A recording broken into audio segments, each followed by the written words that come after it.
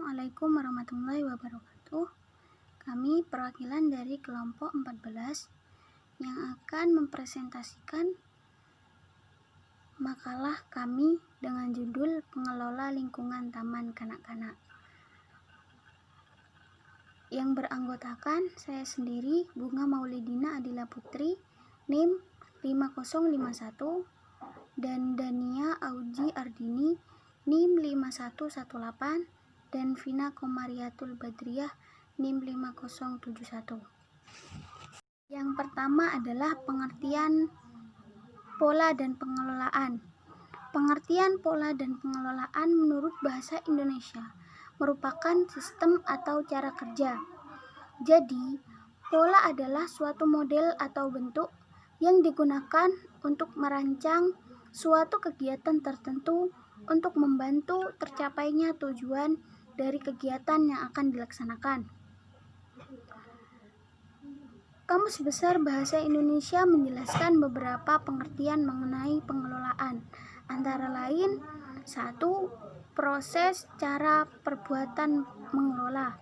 Yang kedua adalah proses melakukan kegiatan tertentu dengan menggerakkan tenaga orang lain.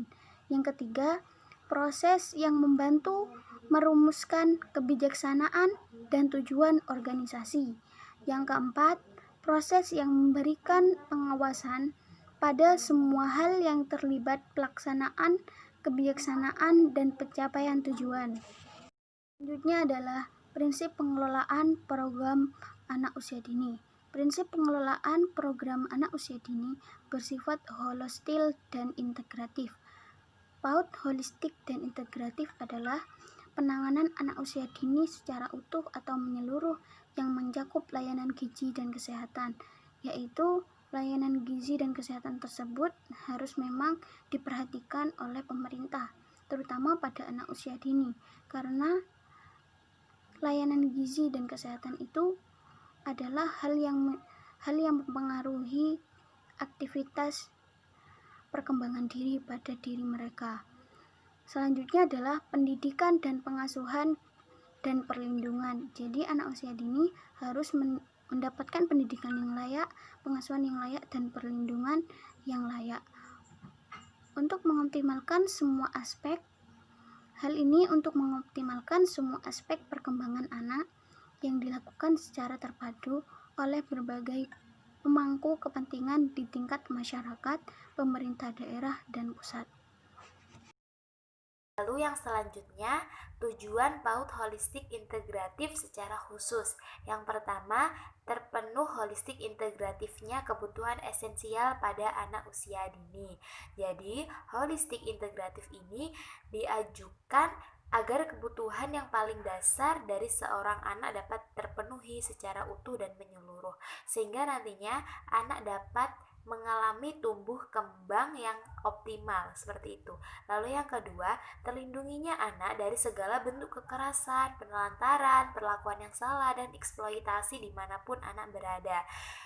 Yang ketiga, terselenggaranya pelayanan anak usia dini secara terintegrasi dan selaras antar lembaga layanan terkait. Integrasi adalah suatu keadaan di mana kelompok-kelompok etnik beradaptasi bersikap konformatis terhadap kebudayaan mayoritas masyarakat. Nah, pada umumnya masih tetap mempertahankan kebudayaan mereka masing-masing.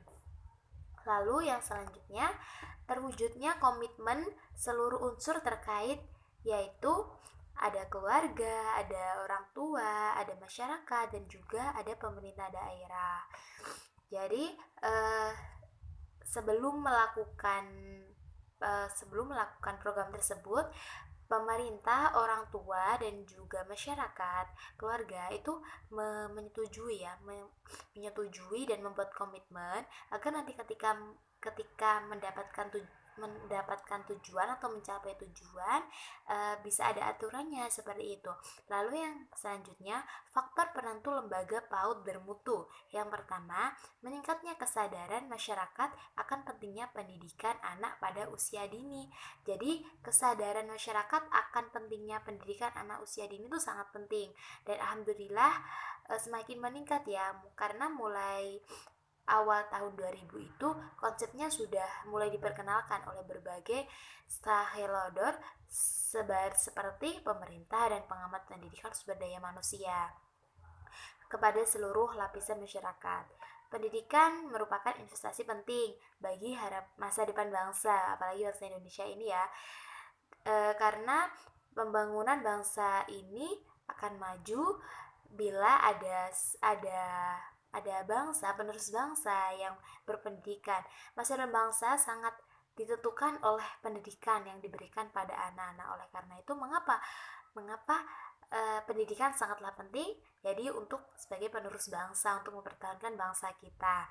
Terus oleh karena itu, pendidikan anak usia dini ini merupakan investasi bangsa yang sangat berharga. Itu sebabnya negara-negara maju sangat serius mengembangkan pendidikan anak usia dini. Seperti Thailand itu sudah 85% mengembangkan pendidikan sekolah anak usia dini. Pendidikan anak usia dini memegang peranan yang sangat penting dan menentukan bagi sejarah perkembangan anak selanjutnya. Sebab anak usia dini merupakan pondasi bagi dasar kepribadian anak. Jadi kalau kita sudah menanamkan pendidikan pada anak usia dini, itu akan menjadi bekal dia untuk next pendidikan selanjutnya, seperti itu. Lalu yang selanjutnya, gencarnya pemerintah mensosialisasikan melalui Dinas Pendidikan mengenai PAUD dengan memberikan pelatihan-pelatihan baik untuk pengelola maupun tenaga pendidik pada lembaga PAUD. Jadi pemerintah itu mensosialisasikan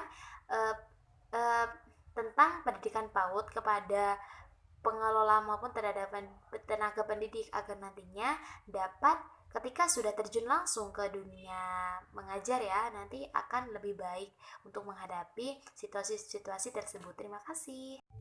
Strategi pengelolaan lembaga PAUD. Yang pertama, perencanaan. Perencanaan adalah suatu proses yang menentukan hal-hal yang ingin dicapai atau tujuan di masa depan, serta menentukan berbagai tahapan yang diperlukan untuk mencapai tujuan tersebut. Nah, dengan adanya perencanaan yang baik dan benar ini, sebuah tujuan bisa didapat dengan baik pula. Yang kedua yaitu pengorganisasian.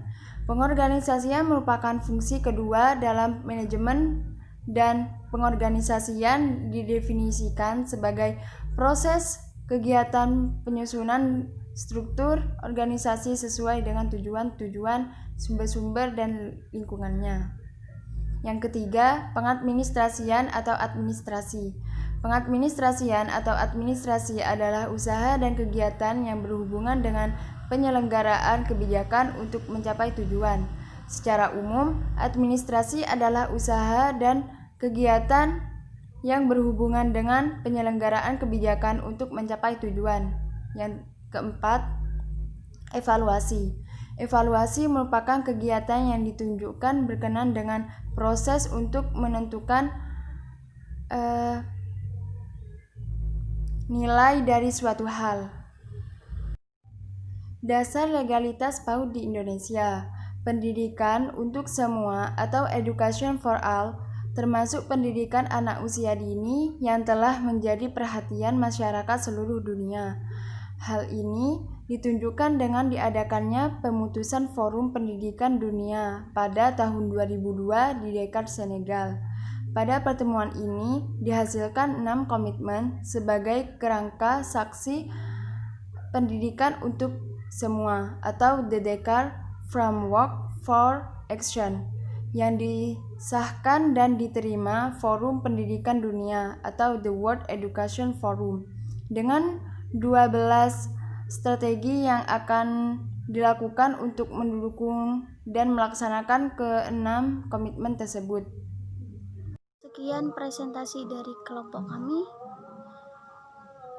Apabila ada kesalahan, kami mohon maaf. Kami akhiri. Wassalamualaikum warahmatullahi wabarakatuh.